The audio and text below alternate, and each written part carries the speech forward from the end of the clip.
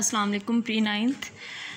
Today we are going to discuss the lecture number 5 of chapter number 1, that is about the careers in biology. Okay तो सबसे पहले हमें ये पता होना चाहिए कि व्हाट इज़ एक्चुअली बायोलॉजी. ठीक है, जब हम लोग बायोलॉजी के बारे में समझ लेंगे तो उसके बाद हम इस चीज़ का पता करेंगे कि हम बायोलॉजी पढ़कर किस तरह से फ़ायदा उठा सकते हैं या किस तरह से दूसरों को फ़ायदा दे सकते हैं. ठीक है, इट्स मीन कि हमें पता होना चाहिए कि बायोलॉजी को स्टडी करने के बाद हम अपना फ्यूचर किस तरह से डिसाइड कर सकते हैं या अपना करियर किस तरह से बना सकते हैं. कौन कौन सी ऐसी बायोलॉजी के अंदर फील्ड्स हैं या करियर्स हैं जिनको हम परस्यू कर सकते हैं इन आवर फ्यूचर. ठीक है, so you should have the background of modern knowledge of biology. What does this mean? It's mean कि you should know about the background of modern biology. ठीक है, जितनी भी न्यू टेक्नोलॉजीज़ बायोलॉजी के अंदर आई, जितने भी नए मेथड्स डिस्कवर हुए हैं, जितने भी नए प्रोसेसेस इन्वेंट हुए, ठीक है, उन सब के बारे में सबसे पहले तो आपको बैकग्राउंड पता होना चाहिए. ठीक है, उससे क्या होगा, जब आप लोगों को बैकग्राउंड पता होता है, किसी चीज़ का प्रीवियस नॉलेज पता होता है, तो आप लोग जो भी आगे किसी भी सब्जेक्ट में रिसर्च करना चाहते हैं तो वो उसके लिए बहुत ज़रूरी होता है. ठीक है, फॉर एग्ज़ाम्पल अगर मैं हूँ, ठीक है, आपको पता है कि आई एम एमफिल स्कॉलर, मैंने एमफिल किया है. ठीक है, तो एमफिल में हम लोग एक रिसर्च करते हैं, लेकिन जब रिसर्च हम लोग उस वक्त करते हैं जब हम उस टॉपिक किसी भी टॉपिक पे जब रिसर्च करते हैं, ठीक है, तो उस टॉपिक के बारे में हमें पहले से किया हुआ काम या पहले जो साइंटिस्ट ने काम किया था या प्रीवियस नॉलेज जितना भी उसके बारे में है वो पहले हमें पता होना चाहिए. फिर ही हमें पता होगा ना कि आगे हमने क्या करना है. ठीक है, इट्स मीन कि आपको बायो के बारे में पूरी इन्फॉर्मेशन होनी चाहिए. उसके बाद आप अपना करियर डिसाइड कर सकते हैं कि आगे हमने बायोलॉजी के अंदर क्या करना है. ठीक है, तो आप आज के लेक्चर में हम लोगों ने बायोलॉजी के करियर्स पढ़ने हैं ताकि आप अपने फ्यूचर को किस तरह से प्लान कर सकें. ठीक है, ये सारी चीज़ें हमने पढ़नी है कि बायोलॉजी पढ़ के हमें क्या फ़ायदा हो सकता है, कि हमें कौन कौन से सब्जेक्ट्स हमें मिल सकते हैं जिनको हम आगे परस्यू कर सकते हैं अपने फ्यूचर में. ठीक है, कौन कौन सी जॉब्स हमें मिल सकती हैं. ठीक है, आज के लेक्चर में हमने इन सारी चीज़ों के बारे में स्टडी करना है. First, to know all about this you should know about the background of the modern biology. Okay, I will move on to the next slide. Okay, here are some careers that in biology we can adopt. ठीक है, first of all there is medicine or surgery, fisheries, agriculture, animal husbandry, horticulture, farming, forestry and biotechnology. ठीक है, there are I think 8 careers. Today we will discuss only 4. ठीक है, हम लोग आज सिर्फ 4 को अच्छी तरह से डिस्कस करेंगे एक एक करियर के अंदर कि किस किस तरह से हम कौन सी जॉब बायोलॉजी के पढ़ के ले सकते हैं. और भी हम एक चीज़ इसके अंदर पढ़ेंगे कि हम कितनी एजुकेशन के बाद कौन सा करियर अडॉप्ट कर सकते हैं. ठीक है, फॉर एग्जांपल यहाँ पे मेडिसिन का बारे में लिखा हुआ है. ठीक है, फिशरीज़ है या एग्रीकल्चर है, तो हमें ये शोबा ज्वाइन करने के लिए हमारे पास कितनी तालीम होनी चाहिए, हमारी एजुकेशन कितनी होनी चाहिए. ठीक है, इस चीज़ के बारे में हमें पता होना चाहिए. तो आगे चलते हैं, देखते हैं कि कौन से शोबे के लिए क्या रिक्वायरमेंट्स हैं. ठीक है, और उसके अंदर होता क्या है या हमें उससे क्या फ़ायदा मिल सकता है. Okay, here is first career that is all about the medicine and surgery. Okay, you have all know about the medicine and surgery. आप लोगों को सबको पता है. ठीक है, और आप लोग जानते हैं कि मेडिसिन या सर्जरी क्या होता है, आप लोगों ने अमूमन सुना होगा. ठीक है, तो फर्स्ट सिंपल सी बात है जो मैं आपको बता रही हूँ वो है MBBS. ठीक है, जिससे हम लोग जिस कोर्स को अपना के हम लोग डॉक्टर बनते हैं. ठीक है, तो मेडिसिन और surgery is all about MBBS. ठीक है, सिंपल MBBS. अब इसके अंदर होता क्या है पहले ये देख लेते हैं. डेफिनेशन में लिखा है.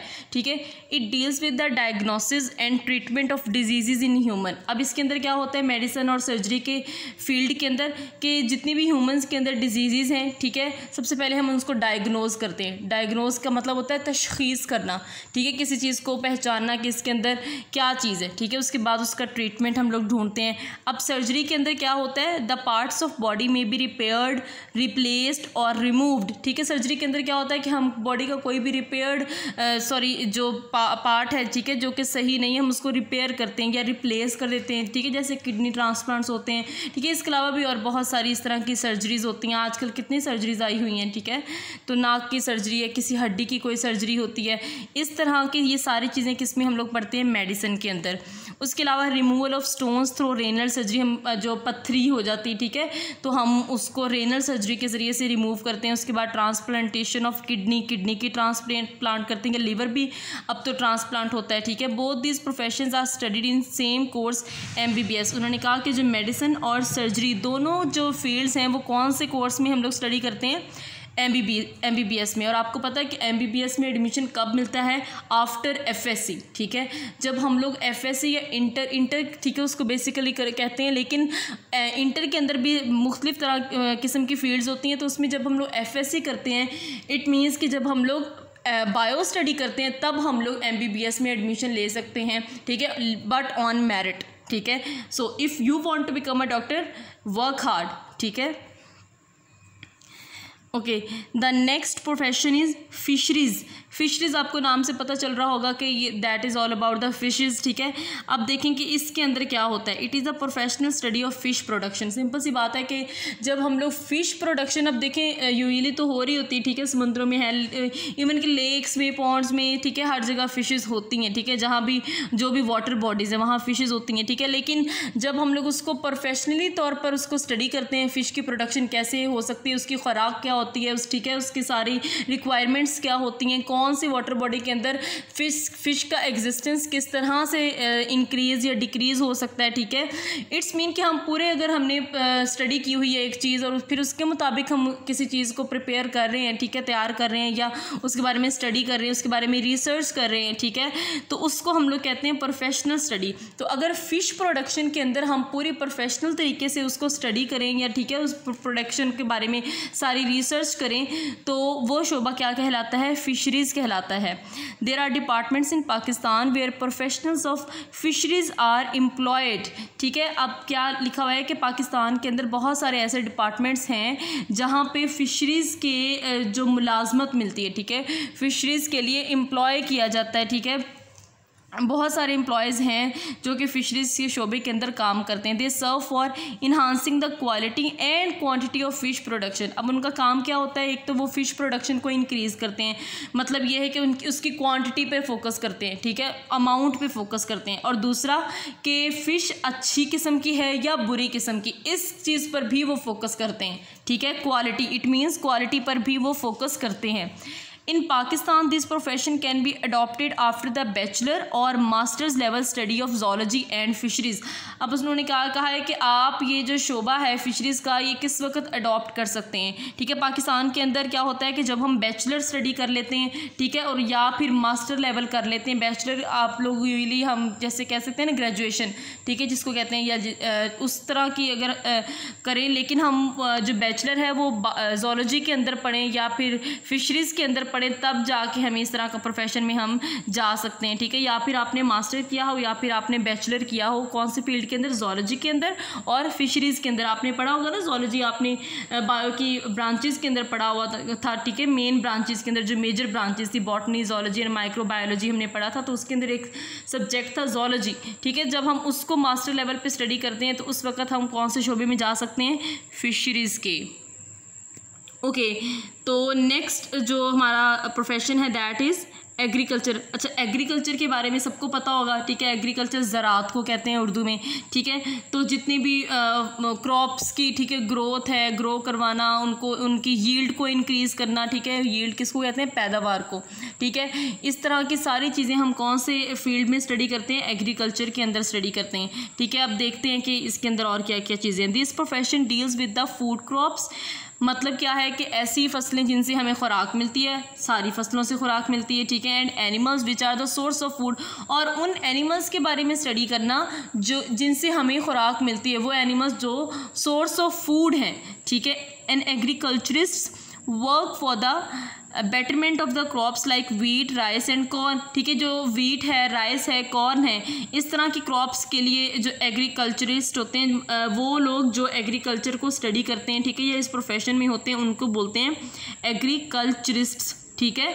तो वो इन सारी क्रॉप्स की बेहतरी के लिए काम करते हैं, उनकी बेहतर प्रोडक्शन के लिए काम करते हैं, ठीक है, उनकी ग्रोथ के लिए ये सारे लोग काम करते हैं, ठीक है।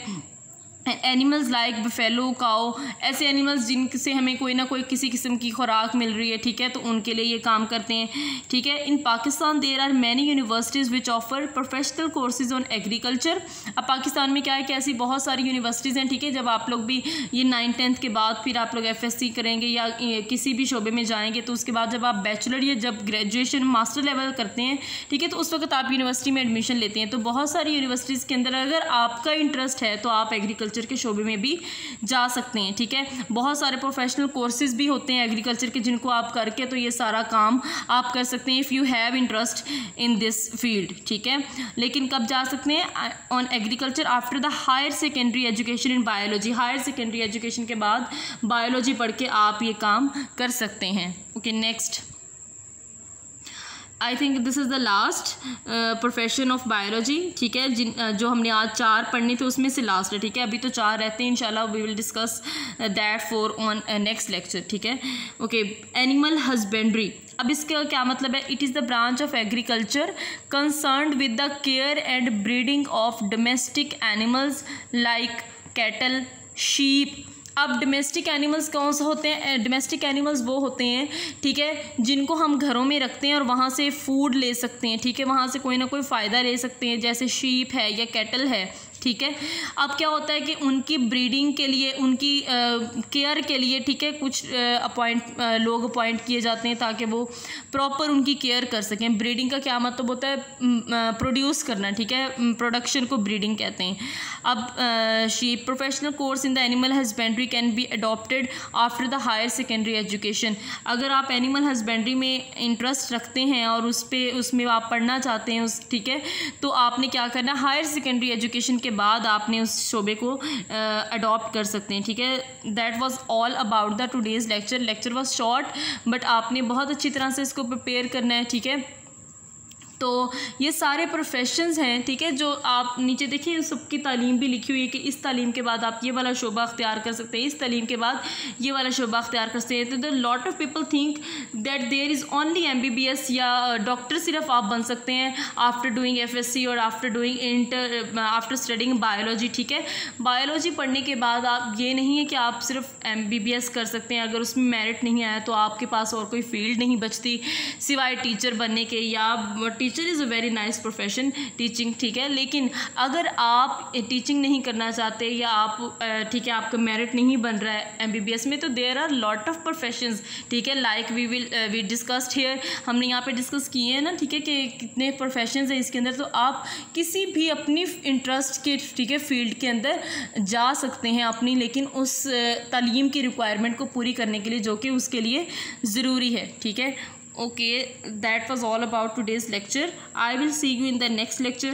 Till then, Allah Hafiz, and remember, take care of yourself. Goodbye.